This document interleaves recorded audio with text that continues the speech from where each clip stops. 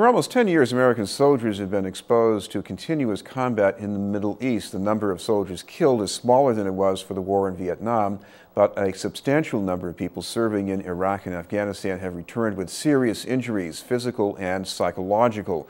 In this week's budget proposal from the State Senate, there's money for helping these veterans with a new approach to mental health services. It's called Train a Vet to Treat a Vet. Our guest is a former U.S. Marine who wrote about his experience in a book that's called Shattered Glass, the story of a Marine embassy guard. He's also a doctoral candidate in clinical psychology at the Mass School of Professional Psychology. We'd like to welcome Greg Matos. Thank you very much for being with us, Greg. Thank you so much for having me. First of all, talk about the experience you had, because maybe this is not the biggest act of terrorism. Maybe a lot of people might not even remember it. But, you know, this is, I guess, as serious a thing to go through as anything else for many people. Sure. I mean, and part of the reason why I wrote the book was because I thought that everyone had forgotten that this thing had happened, and that and I wanted to sort of remind people that it did happen. It was December 6, 2004, when I was in charge of the security at the U.S. consulate in Jeddah, Saudi Arabia, when a group of 5 al-Qaeda members were able to take over the consulate compound and assaulted us. And in Post 1, which is the security nerve center of the consulate, I stood there 20 feet away from 3 terrorists as they shot and tried to breach the compound in order to get Americans. And fortunately, we were able to secure all the Americans. We lost 6 people that day, which I still have to deal with, but we were able to do that, and the compound was taken back by the Saudi National Guard forces within a couple hours. So when you say secure people, what did you have to do exactly? We locked down the consulate building through something called a magnetic lock. Basically, it shuts all the doors. I dumped tear gas over the terrorists as they were trying to breach the doors and ignite an improvised explosive device on the doors. And we gathered all of the Americans, including the U.S. Consulate General who was there, into large vaults, which we call safe havens, where we kept them safe as pipe bombs and explosions and gunfire were raging outside of the consulate building. Now, on the one hand, you did a job fairly well. It was a job we wanted you to do, and you should feel good about that. But how exactly do you feel having done that? It's something I still process, try to think about, and understand even today as I'm sitting here talking to you. I can never be truly satisfied with the fact that I lost 6 people under my watch, even though they weren't Americans. They were on our compound, working for our government and supporting diplomacy in Saudi Arabia. And so I still can't reconcile that completely. And talk about this as a general problem for veterans, because there are a lot of people who are exposed. It could be just this improvised explosive device on the road or whatever. You know, a common occurrence. But you know, what does it mean when they get back here?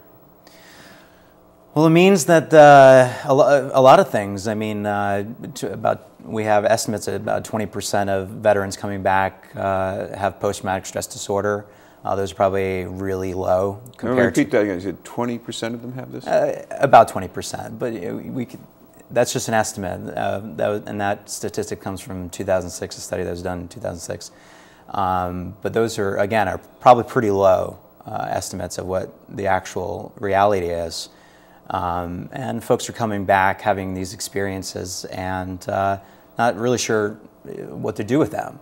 And regardless of whether we give them this label of post-traumatic stress disorder, all combat comes with pain and loss.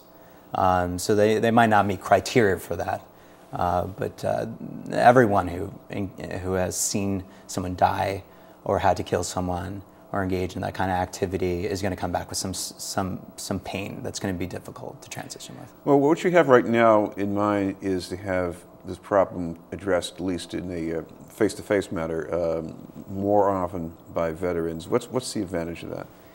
So the Train a Vet to Treat a Vet program is basically going to enable my school, the Massachusetts School of Professional Psychology, to train veterans like myself to work with returning veterans coming back to Massachusetts. And the biggest advantage to that really involves culture. So imagine that you're a veteran returning to Massachusetts and you want mental health treatment, and you come in and sit down with me, a fellow warrior.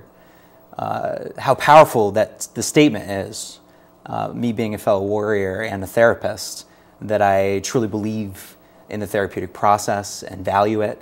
And at the same time, I understand, or I can understand, some unique facet of the culture that you're coming from, the roles that you had to play, the understanding that emotional expression and vulnerability and those types of things are really not tolerated when you're an active duty person. But coming back, they need to be a part of the process of healing. So that's a very powerful relationship. And I can tell you, having worked with veterans already, that the process is healing for both the veteran, provider, and the client. Is there a difference between the kind of official military culture that prevails when you're on duty and the military culture that prevails when you're back home and you're talking to other vets who are back home?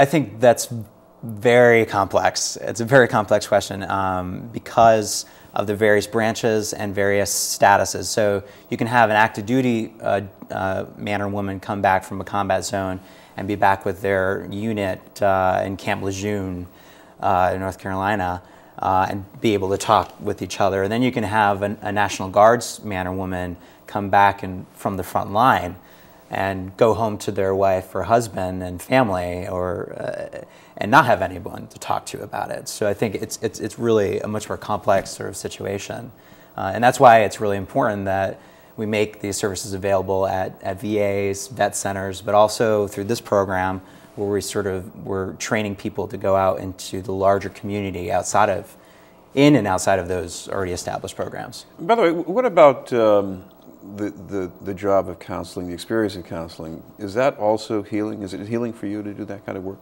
Yeah, so I would say many people in the field of psychology and counseling probably wouldn't admit to this, but it's important. I think it's important to tell you that it is a very healing thing to be able to go through the journey with the veteran and to hear their story, to hear their pain, to feel that, and to learn from them too.